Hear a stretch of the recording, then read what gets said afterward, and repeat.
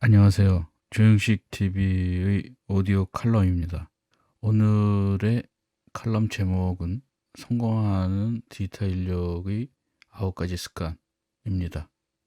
IT 인력이나 디지털 인력들이 이제 처음에는 쉽게 시작을 합니다. 뭐 어떤 교육을 받든지 과를 나오든지 자기가 전공이 아닌 사람들도 어떤 학원을 다닌다든지 어떤 경우를 통해서 어떤 계기를 통해서 컴퓨터 시스템을 관리하거나 뭐 컴퓨터 프로그램을 짜거나 이게 뭐 현재에 와서는 아이템이 조금 변하긴 했는데 컴퓨터 관련돼서 일하는 거는 뭐 옛날이나 지금이나 비슷합니다. 전체적으로 이제 디지털 인력이라고 생각을 하는데 컴퓨터나 인터넷 보급으로 모든 분야에서 정보 기술, 뭐 다양한 정보 기술이 AI라고도 부르고 클라우드라고 부르는데 그게 이제 진화하면서 지난 30년 동안 전 세계에서 디지털 기술이 이제 엄청난 영향을 주게 되고 무수한 디지털 기술 인력이 생겨났습니다. 그러나 이런 성공 속에서 디지털 인력의 미래는 좀 불안해요. 왜냐하면은 뭐라 그럴까 어떤 분야에서만 일하고 또 많이 나가고 또 자기 캐리어가 이렇게 축적이 안 되는 게 또 전 세계적으로 모르는데 한국에서는 또 소모성일 수도 있고 상대적으로 쉽게 시작은 하지만 디지털 정보 기술의 수명지가 점점 짧아지고 변화가 무쌍해서 과거에는 1년 정도 열심히 하면 3년 정도 전문가 행사를 할 수도 있었지만 이제는 3년 정도 열심히 해야 1년 정도 또 전문가 행사를 할 수 있습니다.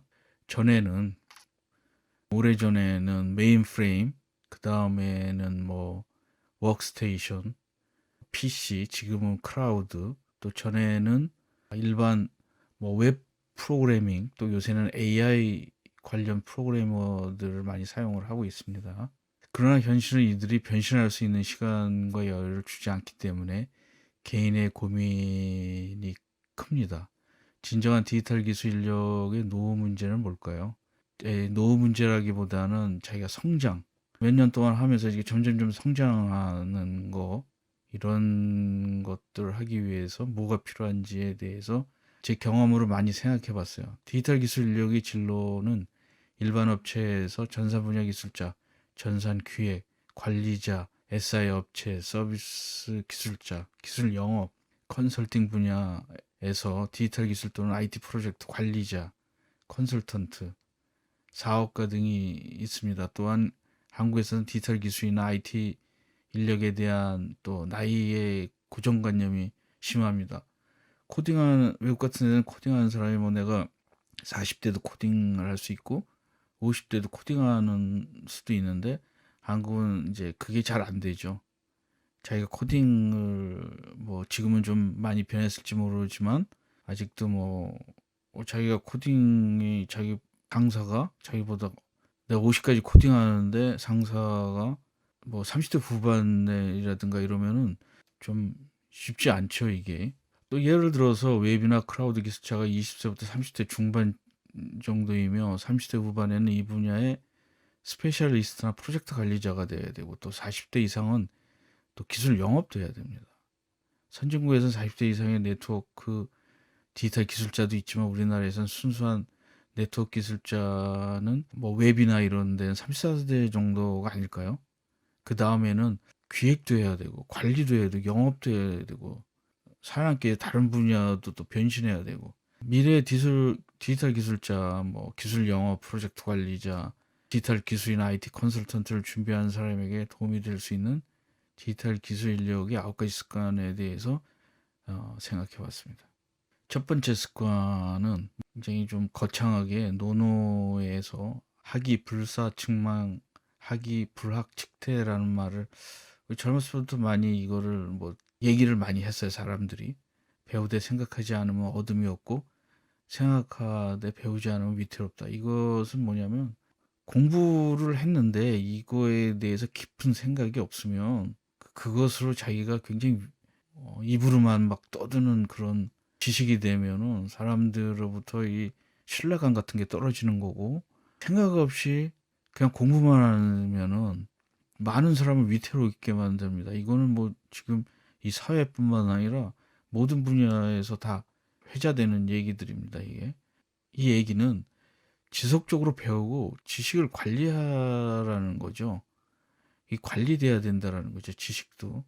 지속적으로 배우되 지식이 이게 뭐 라이프 사이클이 짧거나 잘못되거나 내가 어떤 특정한 경험으로다가 그 지식이 관리되고 그러면은 이게 폐기하거나 이래야 된다라는 거죠. 이게 굉장히 심한 거죠.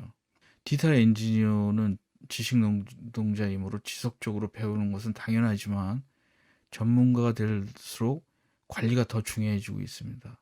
전문가가 되려면 그들은 회사와 조직의 지식을 관리하겠다고 하지만 자신의 지식도 관리하지 못하는데 괴리감에 빠집니다. 어떤 사람들 보면은 뭐 회사의 지식도 관리하고 뭐 대부분 데이터베이스나 IT 이런 건 지식 관리거든요. 근데 그거를 관리하면서 자기 자신 관리가 뭐 안 하는 거예요. 대부분의 지식 기술 인력은 자신의 분야의 전문가가 되기를 원하고 적은 노력으로 그러한 상태를 유지하고 싶어 하지만 그건 단지 바람입니다.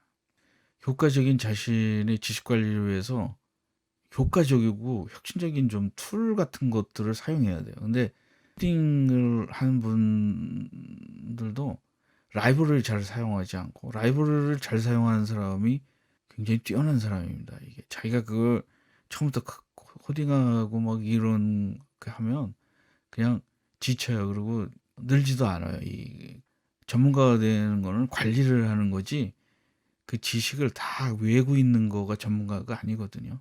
그래서 지식 맵 같은 걸 또는 개념, 컨셉 맵 같은 도구를 사용하는 것이 효과적이다. 자신의 지식은 지식 자산화해서 관리하고 지속적으로 비즈니스 가치를 찾아야 됩니다. 내가 이거 알고 있는 게 내가 어떤 비즈니스 가치인지 공부만 하고 나는 나 이거 많이 알아서 좋아. 뭐 우리나라 사회가 이상하게 지식이나 이런 거에 대해서 가치를 갖는 거를 굉장히 뭐라 그럴까? 그런 걸 하기 위해서 사심으로 공부하냐? 뭐 이런 그 옛날 유교적 관습이라든가 사실 지식으로다가 뭘 하려면 지식으로 저희 뭐 프로가 되려면 그 가치를 잘 찾아야죠. 이게 비즈니스 가치를 찾아야 되고 그게 굉장히 안 좋거나 그런 거가 절대 아니거든요. 그래서 내 지식이 이 지식이 내가 어떤 비즈니스 가치가 있나 이런 걸 주기적으로 생각하는 거가 중요하다는 거죠. 개인의 지식 관리에 두 가지 좋은 방법이 있는데 하나는 제가 독서불패와 적자생존이라는 말을 많이 쓰는데 독서불패는 독서를 많이 하는 거죠. 내가 독서를 많이 한다라는 거는 새로운 지식이나 이런 거가 계속 접할 수 있는 거죠. 패가망신을 안 하는 거죠. 옛날 지식 하나 가지고 했다가 뭐든지 뭐 코딩이나 뭐 도면이나 이런 것도 옛날 거 갖고 하다가 패가망신을 많이 합니다. 이게.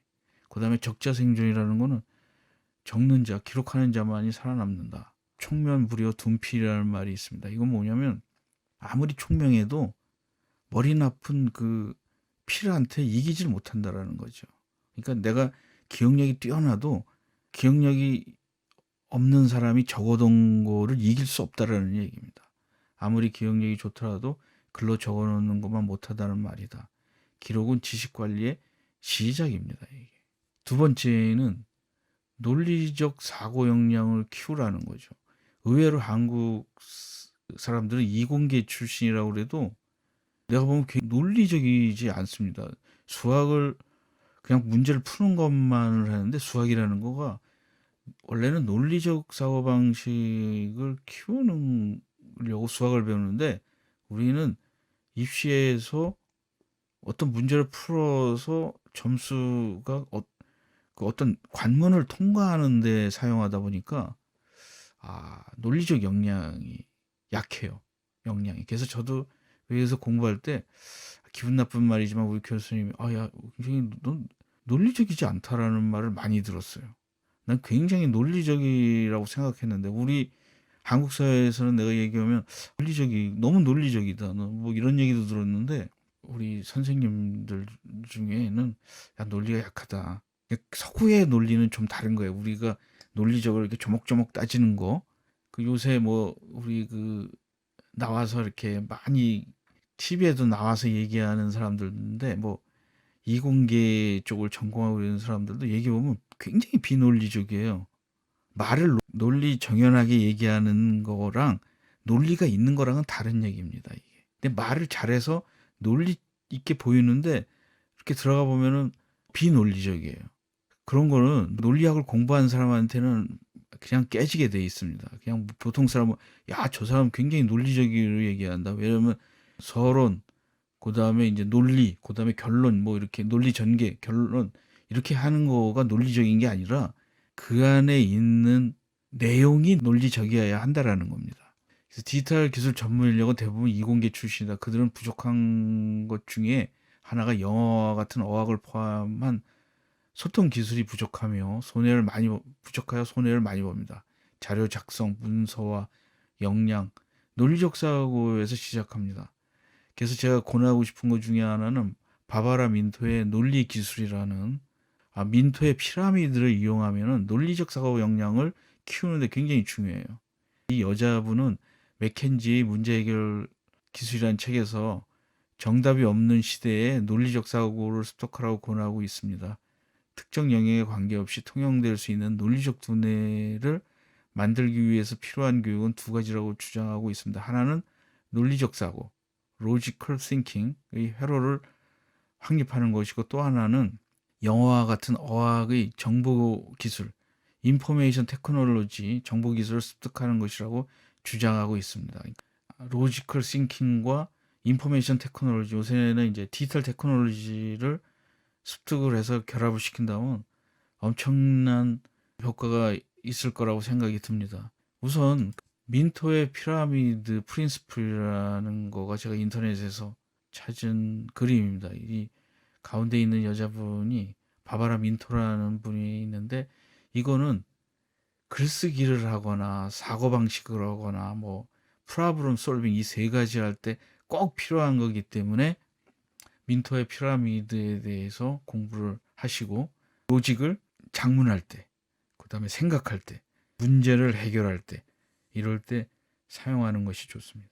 또 하나는 뭐냐면 아까 말씀드린 것처럼 널리지 맵, 마인드 맵이라고 그러고 컨셉 맵이라고 그러고, 어떤 걸 갖다가 이제 그림으로다가 만드는데 그림이 어떤 지도처럼 내가 어떤 찾아갈 수 있는 그런 맵인데, 근데 의외로 아주 기초만 사용합니다. 사람들이 우리나라 마인드 맵이나 컨셉 맵 이걸 좀 깊이 연구를 하셔서 자기만의 확고한 자기만의 어떤 영역을 만들 정도로 공부해 보시는 것도 좋을 것 같아요. 그래서 컨셉 맵과 마인드 맵은 굉장히 다릅니다. 그래서 마인드 맵은 토니 부자이라는 사람이 60년대 개념 표시로 해서 방사형 사고방식으로 하고, 이게 이제 창조적인 거나 뭐 새로운 생각이나 이런 걸 할 때, 브레인스토밍 할 때 주로 많이 사용을 했고, 컨셉 맵은 체계적으로 어떤 내가 갖고 있는 지식을 연관성으로 해가지고 작성하는데, 이게 조금씩 틀려요. 그래서 나중에 한번 좀 보여드리겠습니다. 근데 저는 창조적인 작업을 할 때에는 좀 마인드맵, 내가 지식 같은 거를 좀 체계적으로 정리할 때는 컨셉 맵을 사용하는 것이 좋다고 생각이 됩니다. 디지털 인력은 컨셉 맵을 많이 해야 돼요. PLM에 대해서 컨셉 맵을 하나 만든 거거든요. 이거 이제 컨셉 맵이 여러 종류인데, 이렇게 단순한 것도 있고, 이렇게 뭐 방사형으로다가도 한데, 뭐 PLM에 대해서 뭐 정의가 뭐냐, 제품 뭐 이런 식으로 해서 내가 생각나는 대로 이렇게 만든 겁니다. 이거는 인간의 뇌가 이렇게 그림으로다가 한꺼번에 이렇게 보기 때문에 이걸 만들면은 전체적으로 통합적으로 볼 수 있고, 그 밑에 계층적으로도 보고, 툴 중에 굉장히 중요하다고 생각이 듭니다. 그리고 이거는 사이버 피지컬 시스템의 컨셉 맵인데, 이런 것들은 뭐 이건 제가 그린 건 아닙니다. 이거는 이제 인터넷에 들어가 가지고 많이 나와 있는데, 이걸 보고 자기 나름대로 변형해서 사용해도 되고, 그래서 자기 지식을 이렇게 널리지 맵을 이렇게 만들어 놓는 거가 좋습니다. 그걸 연결시키는 거, 맥과 맥 연결시키고, 옛날엔 그림으로 제가 많이 그렸었는데, 요즘에는 디지털 툴들 중에 고급도 있고 뭐 공짜 프리 소프트웨어도 있어요. 근데 그거를 막 연결도 하고 뭐 이게 뭐 온갖 걸 다 합니다. 그래서 파워풀한 툴이에요. 이걸 잘 사용할 수 있으면은 생산성이 개인의 생산성이 저는 한 뭐 5-6배에서 100배까지도 올릴 수 있다고 생각을 합니다. 컨설턴트들에게 많이 이제 얘기를 하는데 이게 우리가 하드웨어 있잖아요. 컴퓨터 그 고치고 막 이러는 거 코딩하고 이러는 사람들은 이걸 다 사용을 해요. 근데 말만 멋있게 MEC라는 방법을 했는데 이게 뭐냐면 어떤 가장 간단하게 얘기하면 문제를 갖다가 분리하는 겁니다. 어떤 문제든지 딱 봤을 때에는 굉장히 앞이 깜깜하거든요. 예를 들어서 아무리 경험이 있는 뭐 하드웨어 엔지니어라도 갑자기 어느 날 내 컴퓨터가 갑자기 죽은 거예요. 그러면 굉장히 당황하죠, 이게. 이 방법이 뭐냐면은 분리시키는 거예요. 이게 모니터의 문제인가 하드웨어 문제인가.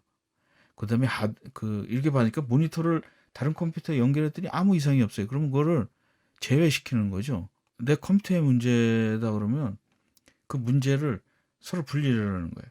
예를 들어서 하드디스크의 문제일 것 같고 내가 가정을 한다면 다른 하드디스크를 껴보는 거죠. 문제가 없는 하드디스크. 그 파워가 문제라면 뭐 전원이 안 들어온다면 이거 파워가 문제거나 아니면은 마더보드가 나가거나 근데 이게 이제 좀 피곤한데 그거를 하나씩 그 나눠가면서 분리하면서 하는 방법이라는 거죠. 뭐 한 중견 엔지니어들은 좀 많이 썼을 거예요, 이게. 근데 이거를 더 체계화해서 이걸 모든 것에 적용하지는 않거든요. 옛날 하드웨어들을 많이 고칠 때 나름대로 이렇게 해서 했는데 알고 보니까 이게 이 방법인 거예요. 그래서 그걸 조금 더 공부하던 생각이 납니다, 이게. 그다음에 이제 세 번째 습관은 항상 전략적으로 생각하라는 거죠. 제가 이렇게 만나본 후배들 보면은 늦어요. 이 미국 사람 서구의 친구들에 비해서 서구 친구들은 어떻게 보면 좀 사회에 일찍 뛰어들어서 그런지 한 20살만 해도 전략적으로 많이 생각을 해요, 이게. 근데 우리가 볼 땐 조금, 야, 쟤네들이 왜, 뭐, 나이에 비해서도 일찍 이걸 한다고 그러는데, 우리도 이런 전략적인 사고방식을 해야 되는데, 우리가 사실은 전략적으로 안 가르쳐 줘요. 뭐, 그 회사 들어가면, 야, 너 요거만 해. 그러면서 이렇게 부품처럼 사용하다 보니까, 이 전략적이나 크게 보는 걸 안 가르쳐 줘요. 회사에서도. 사람들이, 30살, 30대까지는 괜찮은데, 그 이상 돼가지고 팀장 해가지고 자기가 이제 알아서 항상 올라갈수록 전략적으로 생각하는 방법을 젊었을 때부터 생각하셔야 돼요. 제가 볼 때에는 30대 초반서부터 전략적으로 생각하는 방법을 하는 것이 우리는 전략이라고 그러면 그냥 손자병법이나 삼국지 정도 생각하는데 그게 아닙니다. 모든 것은 다 전략이 있는 거거든요. 단기적으로 생각하지 말고 전략적 사고를 하라. 디지털 분야의 인력들이 가장 부족한 게 전략적 사고이다. 전략적 기계에 관한 책이나 브루오션 전략이라도 읽어봐라. 요새 무슨 전략 나오지 않습니까? 요새 뭐 브루오션 전략, 요새 나오는 거는 무슨 그 디커플링. 이거는 나랑 상관없어. 이거는 뭐 비즈니스 하는 친구들이 읽는 책 아니야라고 있는데 그거가 여러분들이 지금 하고 있는 일에 인사이트를 줄 수도 있어요. 그리고 이거를 내가 잘 모르면 조금 자기보다 선배나 이런 분야의 경험이 있는 사람들한테 내가 읽으면서 이런 생각을 했는데 그러면 보충을 해줄 겁니다. 사람들은 항상 지금 당장도 생각하기 힘든데 중장기적으로 생각할 여유가 없다고 한다. 그러나 대부분 역량은 단기간에 만들어지는 것이 아니라 대부분 중장기 전략적 투자에서 필요한 거거든요. 근데 네 번째 습관은 뭐 당연한 것 같지만 창의력을 키워라. 사실 창의력이 여러분들의 자산이에요. 인간이 이 만물의 영장이 된 게 뭡니까? 다 사고력 때문이지 않습니까? 창의력을 가지세요. 창의력만이 내가 내 브랜드로 내 그 정체성으로 내 가진 모든 그 능력이거든요. 맥가이버 있지 않습니까? 맥가이버라는 미드가 있었어요. 뭐 한번 젊은 분들은 찾아서 한번 보세요. 이 사람은 스위스 아미칼 하나 가지고 뭐 어려운 상황, 불가능한 상황에서 스위스 아미칼 하나로다가 창의력적인 생각을 해서 거기서 탈출하는. 그래서 매일 그들을 들으면서 일주일을 뭐 스트레스를 해소했던 생각이 납니다. 아인슈타인은 20세기는 지식보다 상상력이 더 중요한 시대가 될 것이다라고 말했습니다. 이거 너무 많이 한 거예요. 근데 아직도 이거에 대해서 이게 뭐지? 라고 생각하는 사람들이 있어요. 현 시대는 창의력을 요구합니다. 그러나 우리를 포함한 대부분은 충분한 창의력을 키우는 훈련을 받지 못했어요. 그리고 사회에 나와요. 이제는 창의력이 경쟁력입니다. 사소한 것이라도 독창적으로 하는 습관을 가지는 것이 중요해요. 남의 걸 자꾸 베끼잖아요. 그러면 내 몸에 창의력이라는 근육이 발달을 안 해요. 그렇기 때문에 아주 사소한 거라도 해야 돼요. 창의력 그러면 많은 사람들이 우리 세대나 뭐 옛날 세대들을 보면은 창의력, 야, 나 같은 사람이 내가 창의력 하면 뭐해? 윗사람이 얘기하면 그냥 하면 되는 거지. 외국 친구들이랑 만나면 절대 남의 걸 카피하지 않아요. 아주 사소한 거라도 하다못해 또 창의적이에요. 그게 어떤 때 그거를 처음에는 야, 이렇게 이런 그 창의력 할 필요 없이 잘한 거를 인터넷에 찾아서 그걸 하면 되지 왜 하냐 이러는데 이게 나중에 차이가 쌓이고 나면 나중에는 이 사람들은 이렇게 올라가 있는데 우리는 그냥 남이 거, 야, 이거 뭐 정답 없나? 이거 해답 없나? 이런 것만 찾게 되는 거죠. 그 올라가고 내려가는 게 이제 30대, 40대 때 이게 필요한 거예요. 창의력을 키우는 습관이 40대부터는 엄청나게 이게 필요하거든요. 저는 사소한 것이라도 독창적으로 하는 습관을 가지라는 거죠. 그래서 브레인스토밍 기법이나 마인드맵을 사용해서 생활하고 창조적인 문제 해결에서 좋은 아이디어를 발견하고 좋은 방법은 많은 아이디어를 내는 것이라고 주장합니다. 그래서 항상 최고의 아이디어를 선택하는 거기 때문에 내가 단번에 좋은 아이디어로 하지 말고 매일 조그맣게 아이디어를 막 적어 놓은 거야. 말도 안 되는 아이디어를. 그러다 보면 이게 아이디어가 많아지면 괜찮은 아이디어가 생기게 돼 있어요. 이 사고도 아주 별거 아닌 사고가 이렇게 쌓이면 커다란 사고가 나오듯이 이게 하여튼 뭐 사소한 독창적인 생각도 자꾸 나오면서 쌓이면은 굉장히 커다란 생각이 나오는 거예요. 그리고 또 이게 창조적인 생각, 그 체인 액션이라는 게 있어요. 이런 창조적인 생각을 하잖아요. 그 다음에 그거에 밑반을 해서 더 창조적인 생각을 하고 이다 보면 나중엔 엄청나게 괜찮은 생각들이 나오거든요. 그리고 이런 것들을 나중에 지금도 그러는데 앞으로는 지식 재산의 시대입니다. 그 남 있고 지금은 이제 아직까지 남의 글을 쓰고 남이 사진 같은 거 글짝해가지고 쓰고 뭐 이러고 있는데 글을 쓸 때 딴 사람이 좋은 얘기를 하고 이거 갖다 쓰지 말거나 이러세요. 자기 얘기를 쓰세요. 그게 제일 좋은 거예요. 그게 콘텐츠거든요. 어려서부터 남이 콘텐츠를 갖다가 막 쓰고 뭐 공자는 이렇게 얘기했다. 뭐 저도 아까 공자 얘기를 이렇게 인용했지만 그런 필요가 없는 거거든요. 그래서 이제 이런 창의력을 키우는 거가 중요하다는 거죠. 다섯 번째는 진정한 인맥의 중요성을 생각합니다.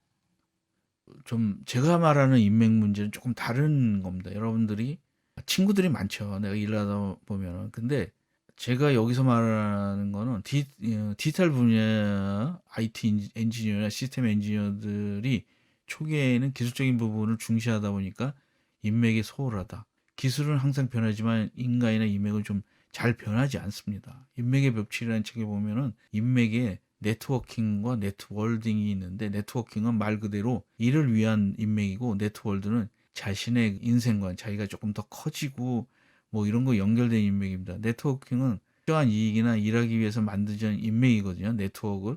그 이익이 사라지거나 내가 그 회사에 나오거나 그 분야에서 조금 멀어지거나 프로젝트에서 다른 프로젝트를 하거나 이렇게 성장을 하면 이 인맥이 사라져요. 대기업에 다니는 사람들이 뭐 그 명함도 막 주고 막 이렇습니다. 공무원이나 이런 분들 그 타이틀이나 이게 회사가 사라지면 자기가 만든 그 인맥이 신기루처럼 사라져 버려요. 신기해요. 그게. 모든 사람이 그걸 가지고 처음에 이제 은퇴하고 막 이런 사람들은 약간 좀 화도 나고 당황하고 그런데 그게 당연한 거거든요. 비즈니스 할 때 그 사람이 뭐 내가 잘나서 내 뒤에 있는 그 조직이나 저거 잘못 건드리면 내가 골치 아프구나 이래서 그냥 그 살살 좋게 얘기하는 거죠. 근데 그걸 잘 몰라요. 사람들이 정말 모르더라고요. 그래서 당신이 지금 대기업에 근무한다고 해서 그것이 모두 진정한 인맥이 아니라는 거죠. 제일 당하는 사람들이 이제 교장하다는 사람, 군에서 이렇게 뭐 대령이나 뭐 이런 거 하다 보면 뭐 대기업에서 임원하고 이런 사람들은 나가면 사라져 버려요. 그거 있기 전에는 엄청나게 사람들이 와서 뭐 바쁘게 그냥 자기 바쁘다고 막 얘기를 하는데, 여섯 번째 습관은 비즈니스 시야를 넓게 가져야 해요. 뭐 엔지니어나 뭐 이런 사람들은 좀 비즈니스 시야가 좁죠. 그래서 프로젝트 관리, 비즈니스 분석이나 컨설팅에 관심을 가져야 된다라는 거죠. 이게 이제 빨리 가지면 좋은데 적어도 30대 중반에 대리나 뭐 이후서부터는 이거 가져야 되는 거죠. 그래서 전문 지식만으로는 부족하므로 MBA 과목 등을 공부하시는 거 좋습니다. 왜냐하면 유튜브나 뭐 이런 데 보면 엄청나게 많아요. 근데 그게 하다 때려치고 이러는 게 아니라 체계적으로, 아까 제가 맵을 만들었죠. 처음에 맵을 크게 만들어서 난 뭐하고 이런 거 한 다음에 전체적으로 본 다음에 하나씩 해 나가야 된다라는 거죠. 그래서 디지털 기술 인력은 현재 하고 있는 모든 일이 프로젝트이면서 프로젝트 개념이 없는 거예요. 자기가 하고 있는 일이 프로젝트인데, 프로젝트는 그냥 PM만, 뭐 팀장이나 뭐 이런 사람들만 하지 나랑 관계가 없다고 생각하는데 관계가 있습니다. 프로젝트를 수행하는 분이거든요. 이 세상에 모든 게 프로젝트거든요. 내가 뭐 여행을 가도 그것도 프로젝트인 거고, 내가 프린터를 하나 사도 저는 프로젝트라고 생각하거든요. 프로젝트가 뭔가 이해하고 비즈니스 시야를 가지게 된다. PMP 자격증에 연연하지 말고 진정한 프로젝트 관리가 무엇인지 경험을 쌓는 것이 중요하다라는 거죠. 그래서 프로젝트를 저는 그 프로젝트를 많이 했는데, 제 주위에 보면 프로젝트를 많이 했는데 이렇게 얻지를 못하는 사람들이 많아요. 그 왜 그러냐면, 프로젝트를 하면 아우 야 이 프로젝트 했다 하고 다 잊어버려요. 그 아까운 거를. 그 프로젝트 할 때도 많이 적어놓고, 또 하나 제일 중요한 게 뭐냐면, 프로젝트가 끝나면 아우 지겨워 그러고 다 끝나버리는데, 프로젝트를 끝나면은 그 바둑을 둘면은 그 복기를 하지 않습니까? 한번 내가 이렇게 왜 프로젝트 이렇게 했는데 그때 문제가 됐지? 이걸 한번 하면 굉장히 좋습니다. 이게 자기의 자산이에요. 그 회사 생활을 할 때 그 내가 프로젝트 해서 복귀해가지고 그때 어떤 문서나 뭐 이런 것들을 다 한 군데 모아놓는 거가 경험 자산 1호입니다, 이게. 그 다음에 일곱 번째는 멘토를 찾아라. 이거는 이제 뭐 요즘에는 사실 멘토들이 별로 없어요. 팬덤이라고 해서 내가 좋아하는 사람, 뭐 좋아하는 가수, 자기 일에 대해서 뭐 나는 멘토가 있다라고 얘기하는데, 그런 멘토가 아니라, 뭐 빌 게이트가 멘토가 될 수, 스티브 잡스가 멘토일 수도 있어요. 근데 그런 멘토가 아니라 자기 분야나 자기가 이렇게 살아있는 멘토, 생 멘토, 이런 멘토를 찾는 거가 엄청나게 자기의 인생에 도움이 되는 거죠. 매일이라도 뭐 얘기를 하는 거나 자기가 구체적으로 얘기한 거에 대해서 일방적인 멘토가 아니라 서로 인터랙티브한 멘토를 찾으라는 것이 좋을 것 같아요. 그래서 디지털 인력들은 방향이 결정되면 열심히 일하는 습관이 있지만 방향을 잡는 데는 서투르다. 멘토의 중요성은 우리의 대부분의 시간을 방황하면서 허송 생활을 한다는 것이다. 멘토는 정확한 방향을 찾아주는 사람이기 때문이다. 멘토는 단순한 조언자가 아니라 자신의 평생 정신적으로 영향을 주는 사람이며, 멘토는 어떻게 배워야 할지를 알려주는 사람입니다. 당신에게 멘토가 없다면 효과적인 삶을 살 수 없습니다. 이안 시모의 멘토라는 책이 있는데, 성공을 이끄는 자에서 18가지 편지를 읽어보는 것이 자기 자신의 멘토를 찾는 데 가장 미치지 않는 장사라고 생각이 됩니다.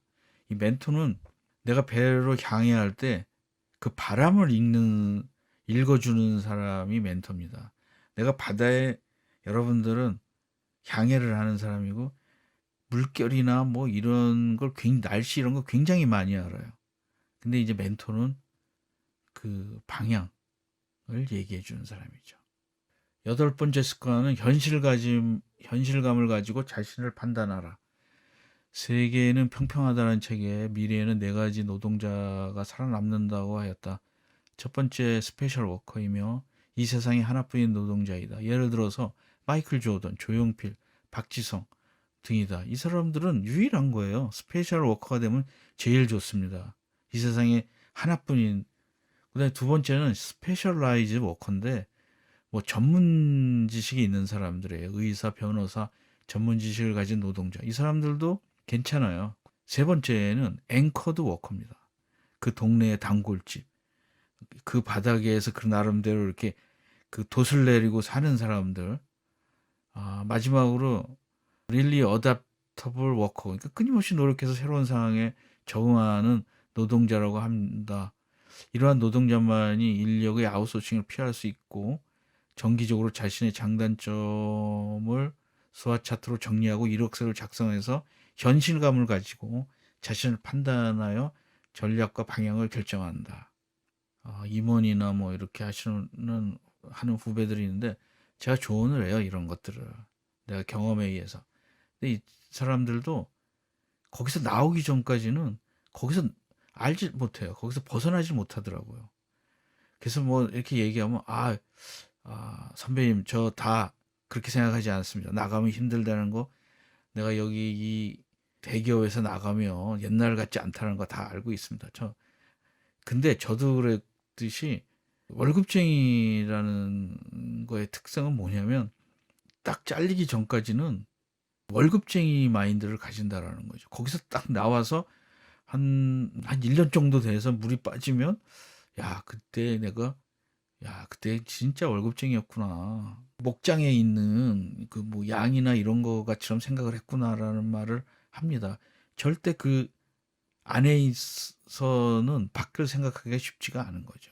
근데 이런 걸 자꾸 노력을 하면 나름대로 나와서 순발력이 많아져요. 그러니까 이런 걸 준비하는 거가 좋죠. 순발력이 많아지면 좋은 거 아닙니까? 마지막 습관은 뭐냐면 무엇을 하든지 행복하게 하라는 거죠.